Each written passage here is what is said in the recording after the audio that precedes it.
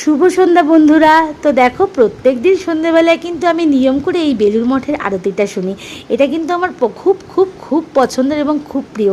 এটা শুনলে কিন্তু মনটা পুরো শান্ত এবং খুব পবিত্র হয়ে যায়। সত্যি কথা বলতে এটা একটা মেডিটেশনেরও কাজ করে। তো প্রত্যেক দিন সন্ধ্যেবেলায় আমি আর আমার ছেলেমেয়ে কিন্তু নিয়ম করে এই আরতিটা গানটা শুনি, এবং ছেলেমেয়ে কিন্তু গানটা শোনার সময় কিন্তু রীতিমতো ধ্যান করে।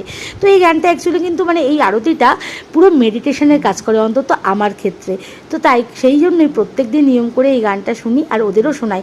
এতে কি, ওদের পড়াশুনোর প্রতি যে মনোযোগটা, সেটাও কিন্তু খুব সুন্দরভাবে চলে আসে। শুভ সন্ধ্যা বন্ধুরা, সবাই কি করছো, কেমন আছো? তো আজকে কিন্তু সারাদিনে ডেলি ব্লগ করার আমি একটুও সময় পাইনি।